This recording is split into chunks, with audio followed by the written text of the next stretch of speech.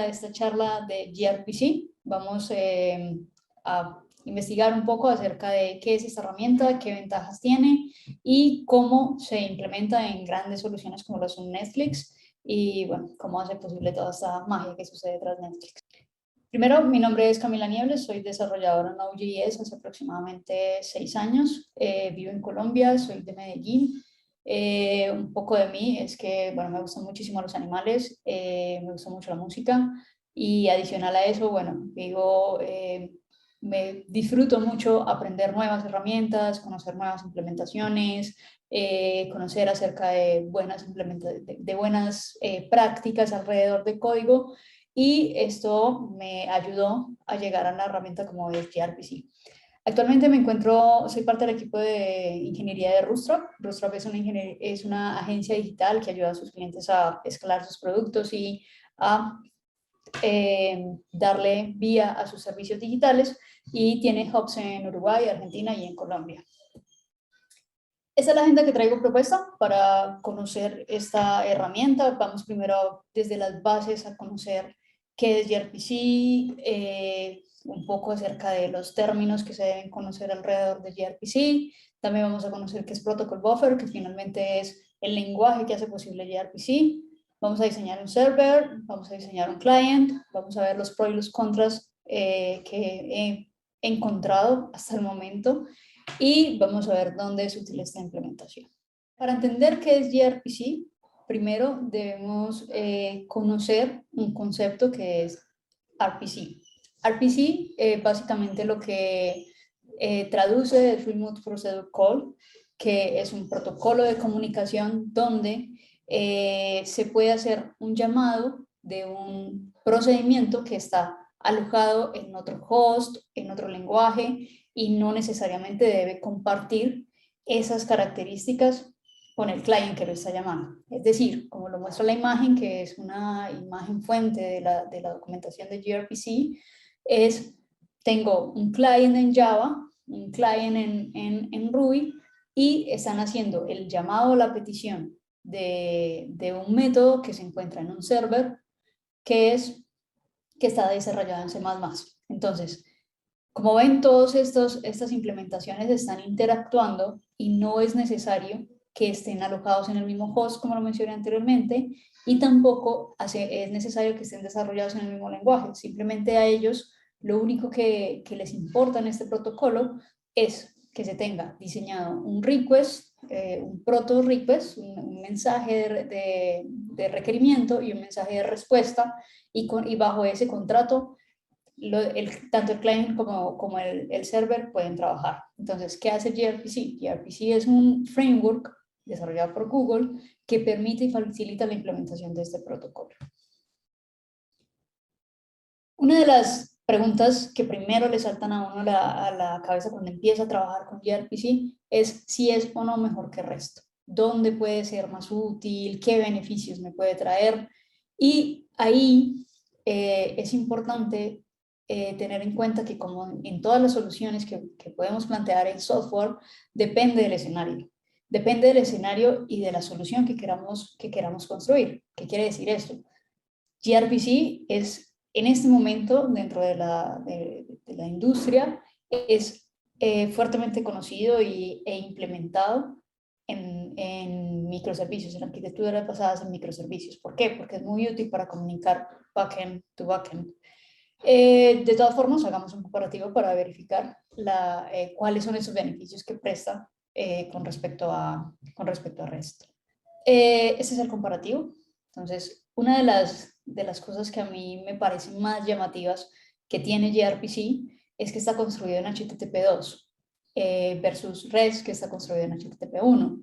¿Qué beneficio le otorga eso? Que bajo una misma conexión TCP puedo hacer el envío de múltiples requests. Esto hace que se pueda hacer un manejo de los requests de una forma más eficiente que la que se hace en TCP, que solamente puedo hacer el envío de algo y la respuesta de algo. Por otro lado está Protobuf. Protobuf, como les mencioné, es un lenguaje neutral también desarrollado por Google, lo vamos a ver más adelante, donde se hace la serialización de la data y la binarización de esa data. ¿Eso qué significa? Que la data, al ser binarizada, es mucho más pequeña y más liviana que un JSON o un XML. Adicional, al ser binarizada, está hecho en lenguaje de computadora, entonces el gasto computacional va a ser muchísimo menor que en un JSON o en un XML, que finalmente son formatos diseñados para que el ojo humano lo pueda leer, algunos más sencillos, algunos más complejos, pero no es un formato que esté hecho para computadoras, está hecho más que todo para que lo podamos leer. Por otro lado está Protoc. Protoc es una herramienta que permite la compilación de estos archivos protos. La compilación de estos archivos se puede dar en más de 11 lenguajes de programación, es decir, yo diseño la data en el mismo proto, la puedo compilar en más de 11 lenguajes, pero es, digamos, una sola fuente de verdad, porque está diseñada en ese mismo proto. Y la compilación de esos protos me va a entregar interfaces, clases y métodos, funciones que son supremamente útiles a la hora de hacer la implementación de un client, un server, utilizando gRPC. REST, lo único que nos ofrece es el Third Party Tools, que son Swagger o Postman para hacer la documentación de las APIs.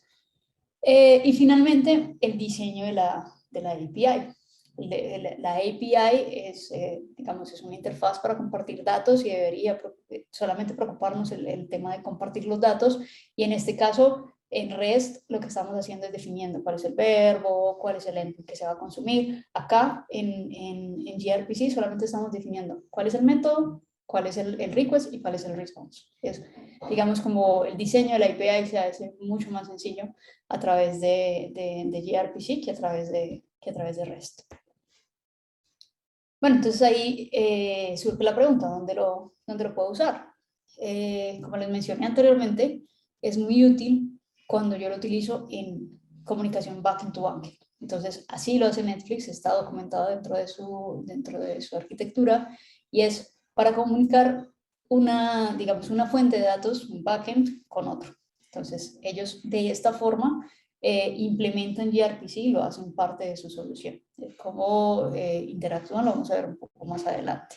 Con eso en mente, ya sabemos y conocemos qué es gRPC, cómo funciona gRPC, pero también sabemos que Protocol Buffer es la base de lo que es gRPC. Entonces, vamos a conocer qué es Protocol Buffer. Protocol Buffer es un lenguaje neutral que fue diseñado por Google y puede ser compilado a través de Proto, como lo mencioné anteriormente, en casi cualquier lenguaje nativo. Dentro de Protocol Buffer son importantes dos conceptos. Tener en cuenta que yo puedo modelar cualquier tipo de data, sea una entidad, sea una respuesta, sea un request, utilizando un concepto que se llama message. Es lo que se utiliza y es la imagen de la izquierda, donde podemos ver la estructura de un mensaje en un archivo proto. Y también el otro concepto importante son los services. Los services es ese servicio que yo voy a ofrecer en Protocol Buffer, en gRPC, perdón, y los métodos RPC que voy a ofrecer. Yo dentro de un mismo servicio puedo entregar diferentes métodos RPC. En este caso tenemos un search, pero fácilmente podríamos tener un search by ID y especificarlo de esta forma. Esta es la arquitectura básica de un proto.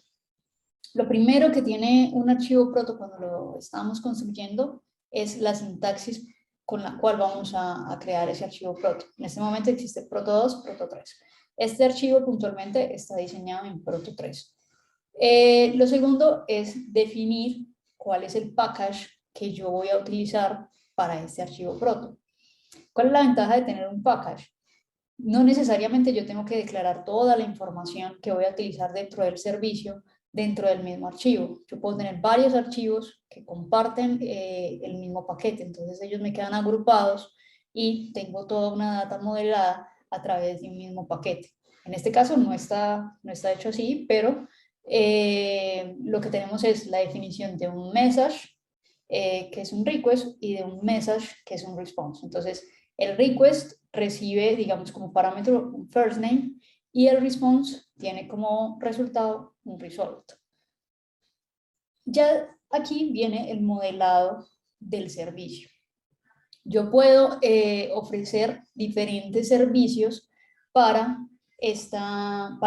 diferentes métodos, perdón, para este servicio. Entonces, puedo definir un tipo de API que se llama Unary. Con la API Unary yo tengo digamos, el comportamiento básico, que es como el que tiene REST, por un request, un response, ¿cierto? Entonces, el cliente envía un request y obtiene un response. Es el comportamiento más sencillo. Pero también puede pasar que se genere, al estar soportado en HTTP2, estas implementaciones son más sencillas que lo que sería en REST. Yo puedo diseñar una API que sea server streaming, donde el cliente envía un request y el server me va a responder con una serie de paquetes para completar la respuesta del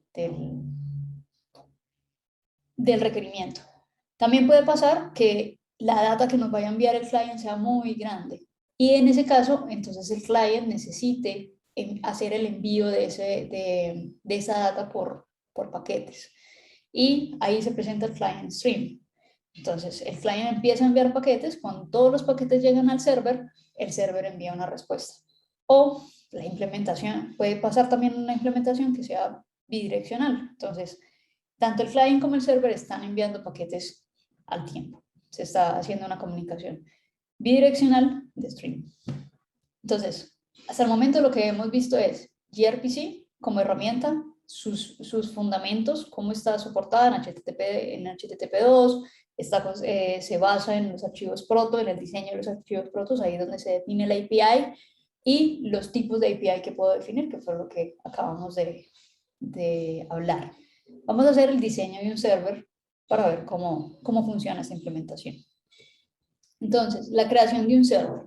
Como les mencioné anteriormente, Protoc es una herramienta que se instala en una máquina host donde se va a realizar la implementación y es el encargado de hacer la compilación de los archivos, ¿cierto? En este caso, este server que yo estoy construyendo, lo estoy construyendo en JavaScript. Entonces, la compilación que yo estoy haciendo es hacia JavaScript y al estar en JavaScript existen unos paquetes de NPM que me facilitan la implementación de gRPC. Entonces, en el primer punto, en el primer cuadro de código, estamos viendo la instancia de un server. Entonces, por medio de ese gRPC JS que yo instalé, que es un paquete de NPM, yo puedo hacer la instancia de un server, crear una constante como un server.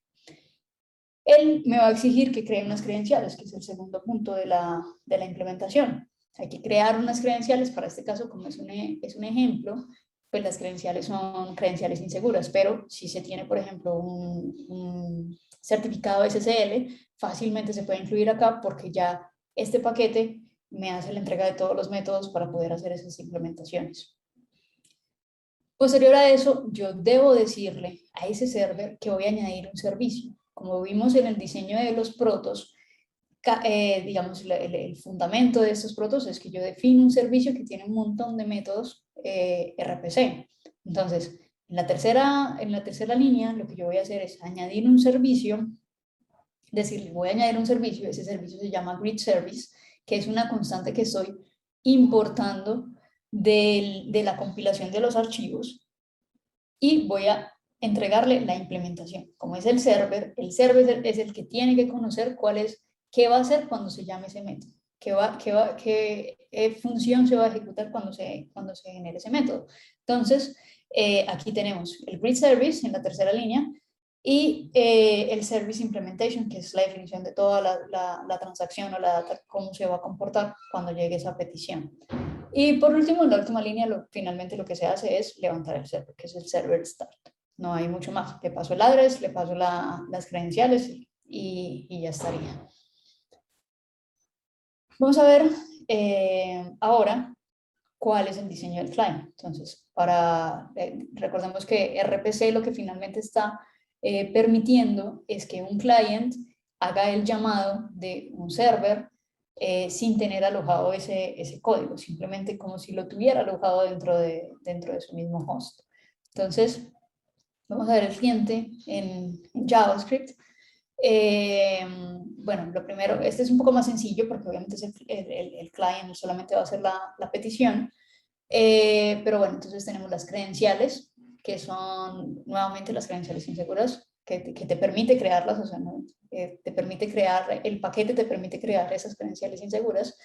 Después vienen, porque son credenciales de prueba, después construimos un objeto de tipo client, un client, a partir de la compilación que se hizo de esos archivos proto, que es la segunda línea que estamos viendo. Entonces, de ese archivo proto que yo generé y después compilé, le estoy importando y estoy accediendo a ese objeto y le estoy diciendo, créeme a esa clase, perdón, y estoy diciéndole, créeme un objeto de esa clase tipo client para yo poder hacer las transacciones. Una vez se tiene ese objeto, vamos a ver en la línea 3 qué es lo que pasa. Primero, yo debo construir un request para enviar a ese método RPC que voy a llamar. Entonces, como lo vimos en los protos, dentro del GREET request estaba la variable firstName. Entonces, ¿cuál es la ventaja de hacer esta compilación de estos archivos? Que por medio de esa compilación yo puedo acceder a crear un request con unos getter y unos setter que van a ser proporcionados por esa misma compilación, por esas mismas clases que quedaron dentro de la compilación. Entonces me cierra la data, porque yo no voy a crear un request, digamos, con data que no pertenezca y que no esté definida, y me permite pues saber cuáles son los objetos esperados dentro de ese request. Entonces en este caso, en la tercera línea, vamos a ver que yo estoy seteando esa variable first name con el nombre de Camila. Y por último, en la cuarta línea, en el cuarto cajón de código, estamos viendo que el client está haciendo el llamado a un método que está disponible en el service, un método de RPC que está disponible en el service, que en este caso sería greet. ¿Qué se le está enviando? Se le está enviando el request que creamos anteriormente. Entonces, ese request se le está enviando al método greet, y como segunda parte del parámetro de la función, estamos recibiendo un callback. Esto es pues ya muy de JavaScript, ¿cierto? Donde estamos recibiendo un error, una respuesta, y estamos obteniendo, por ejemplo, esas respuestas. Si recuerdan, en la definición del response tenía un objeto, una propiedad que se llama result. Entonces, ese result yo lo voy a obtener por medio del getter que me proporciona esa respuesta, porque ya está definido en el proto, eso ya está, digamos, dentro de ese contrato. Y puedo acceder al get result, y ahí voy a acceder a toda la transacción que ya el server hizo y que yo lo puedo manipular usando el client. ¿Cuáles son los pros y los contras que tiene esta herramienta? Primero hablemos un poco acerca de los beneficios. Como hemos hablado, digamos, a través de la charla, uno de sus principales beneficios es que no necesito saber el formato en el que se va a transportar la data. Ese formato ya está dado. Yo no necesito saber si es JSON o es XML. Yo lo único que tengo que hacer es modelar la data en los archivos proto. Y a partir de ese modelado de la data y de las transacciones en el archivo proto, es que se van a comunicar tanto el client como el server. El performance. Bueno, al estar basado en HTTP2, tiene muchos beneficios con respecto a REST, que es HTTP1. Adicional a eso, el tamaño y el desgaste que tiene la CPU el consumo de CPU es muchísimo menor, porque es una data que ya va binarizada. La máquina no la va a tener que binarizar, ya la puede procesar de una vez. Y por último, el diseño de las APIs. Como mencioné, aquí no me interesa diseñar un endpoint, si es /user, cualquier entidad, sino que yo solamente voy a diseñar cómo va a estar estructurados los datos cuál es el método y ya está, no necesito más nada. ¿Cuáles son las desventajas?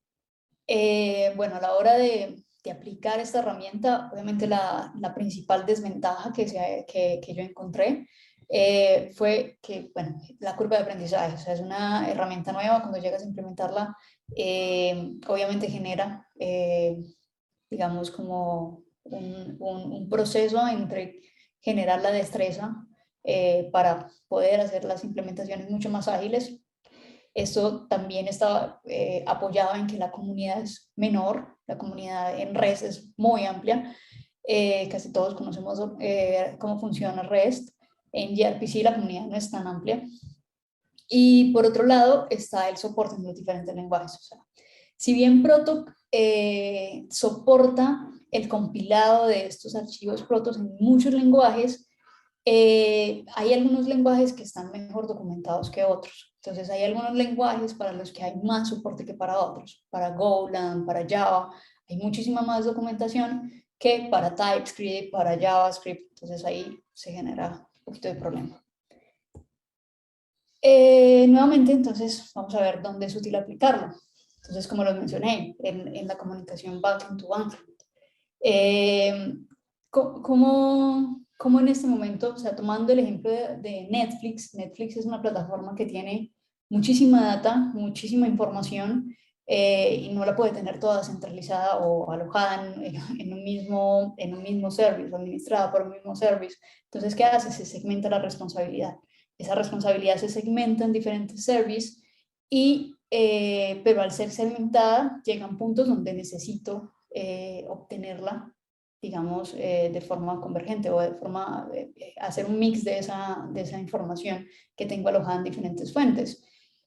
Por ejemplo, si voy a obtener una producción, así lo definen ellos tienen una producción, puede ser Casa de Papel, cualquier serie que tengamos en mente, pero esta producción va a tener información en diferentes lugares, porque la información no está alojada en el mismo lugar, y digamos, unir esa data se hace por medio de llamados gRPC, donde se obtiene la data y luego se hace el mix de esa data para poder retornar la información completa. Bueno, esto es la charla que tenía, la información que tenía para compartirles el día de hoy. Esto es RFC. Para mí ha sido bastante interesante la experiencia y el acercamiento que he tenido con la herramienta. Como les mencioné, ha sido dentro de Rootstrap, hemos logrado encontrar un espacio para aplicarlo dentro de nuestras soluciones, porque queremos que las soluciones tengan un mejor performance. Obviamente ha sido complejo por ser una herramienta que para nosotros era nueva, pero hasta el momento ha sido todo bastante, muy emocionante trabajar con una herramienta y saber que está, digamos, siendo usada en aplicaciones y en implementaciones de muy, muy alto nivel. Por último, les comparto mis redes. Cualquier comentario, sugerencia, pregunta, quedo más que disponible. Muchas gracias.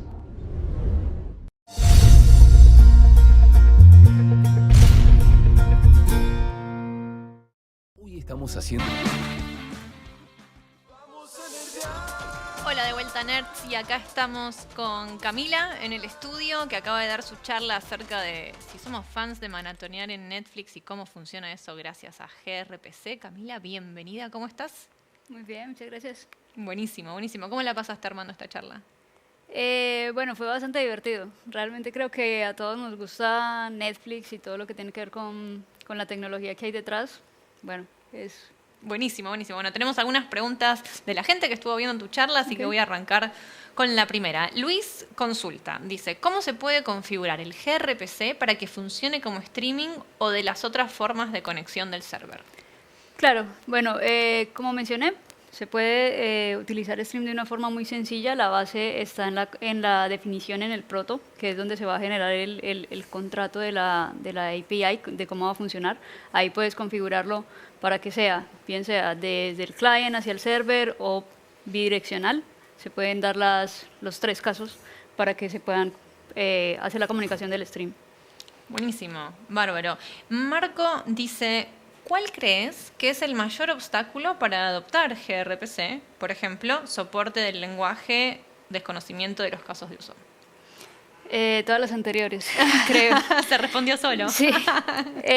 Bueno, lo que pasa es que gRPC tiene bastante soporte para determinados lenguajes, o sea, la comunidad va a ser mucho más grande, por ejemplo, en Golang, en Java, que lo que es en TypeScript o en JavaScript. Entonces, ese es un gran obstáculo a la hora de implementar gRPC. Entiendo. Bien, y Antonio pregunta, ¿recomendarías migrar una API que está con REST hacia gRPC? Bueno, ahí la respuesta es, depende de las necesidades que tengas en la implementación. O sea, si ya la implementación funciona y es eficiente en REST, yo diría que no es necesario. O sea, en gRPC es útil a la hora de hacer envío de datos muy rápidos o que tienes que enviar, sí que necesitas una respuesta muy rápida. Entonces, si con REST ya está, pues no vería la necesidad. Buenísimo, buenísimo. Y Jonathan dice, creo que es más un comentario que una pregunta dice, recuerden que pueden hacer, no, perdón, gracias. Ahora sí, Federico dice, gRPC solo se utiliza en proyectos de gran escala, es decir, ¿se amerita solo en esos casos? Nuevamente yo creo que la respuesta es no. O sea, depende de la naturaleza y de las, digamos, como de las reglas de negocio que tengas en la solución. O sea, nuevamente, si necesitas hacer una transferencia de datos y respuestas muy rápidas, o si vas a hacer una implementación de streams, como mencionaban en la primera pregunta, es mucho más eficiente gRPC. Pero también lo puedes tener en una aplicación pequeña. Yo hago proyectos personales donde utilizo gRPC en cosas muy puntuales, muy pequeñas, y funciona bien. Bueno. Y una última pregunta de Jaime, que dice, ¿hay casos de uso en los que se recomiende gRPC versus REST? Claro, nuevamente volvemos al tema de la velocidad. O sea, yo no soy experta en la arquitectura de Netflix, ni mucho menos, y la información que tengo la pueden encontrar en el blog de Netflix de tecnología. Pero ahí es un claro ejemplo de la comunicación entre backends. Es decir, ellos segmentan su información en diferentes servicios y al tenerlas en diferentes servicios, pues necesitan comunicar esa información de forma ágil y rápida, y ahí es, por ejemplo, donde utilizan gRPC. Bien, buenísimo. Y entiendo que tuviste que investigar y fuiste a la fuente directa para armar esta charla. ¿Qué tan grande es la comunidad de gRPC y qué tan fácil es encontrar información? Bueno, es una tecnología que en este momento, bueno, al ser aplicada por Netflix, tiene el soporte o la documentación de algunas cosas que están hechas en Netflix. Sin embargo, volvemos al tema del lenguaje. Para la documentación es muy buena, la documentación de gRPC es muy buena, pero digamos, para ciertos lenguajes es mucho más sencillo encontrar que ya a alguien le ha pasado el error que uno tiene. En lenguajes como TypeScript o como JavaScript, que es finalmente lo que yo estoy implementando, no fue tan sencillo. Entiendo. ¿Y qué recomendaciones tenés para iniciar con gRPC? Digo, para la gente que por ahí escuchó esta charla y se enteró de esto por primera vez, ¿qué recomendación le das?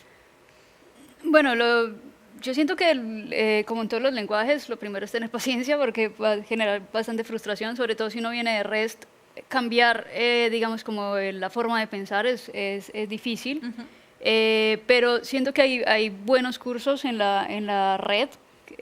Lo bueno de gRPC es que al tener, digamos, como el estándar de la implementación documentado, que es finalmente generar los protos, generar toda la definición de la API y después generar el client, el server, eso no varía mucho de lenguaje a lenguaje, o sea, cambia el código, pero digamos la implementación es la misma. Entonces, a mí me sirvió mucho en ocasiones ver cursos que muchas veces estaban en Java, en Go, pero digamos que los conceptos básicos los puede uno encontrar ahí y son extrapolables, exacto. Bien, buenísimo. Unas últimas preguntas, a ver si llegamos. ¿Usaste gRPC para integrar sistemas SAP? No. Se ve que este es alguien que está trabajando con... Lo siento, Emma, que hizo la pregunta. Después Francisco, y ya esta creo que llegamos a responderla. ¿Qué herramientas usás para observar y debuguear gRPC? A veces tenés que hacer encoding. ¿Hace más difícil el debugging? Supongo que es que hace más difícil el debugging. Bueno, no tengo la... Bueno, el debugging depende del lenguaje finalmente. Yo utilizo, pues para codear utilizo VS Code y el debugging funciona bien. Bueno, tendríamos que ver puntualmente qué es como lo que estaría buscando, pero creo que... Buenísimo. Bueno, Francisco, si escuchaste, podés después escribirle a Camila y seguir charlando al respecto del debugging. Buenísimo. Camila, ¿cómo estuvo tu primera experiencia en Nerdearla? Bueno, estuvo muy entretenida, la verdad. La primera vez que participo en el evento, la primera vez que lo conozco también, porque no lo había visto. Y bueno, estaba muy entretenida. Bueno, buenísimo. Te esperamos los días que siguen, así lo vivís en vivo y te lo recomiendo un montón. Claro que sí, por acá estaré. Buenísimo. Bueno, gente, y acá vamos a hacer una pequeña pausita. Ya volvemos. Gracias, Camila, por estar acá con nosotros y Gracias. Nos vemos en un ratito. Vamos a nerdear. Who is MicroStrategy? What do we actually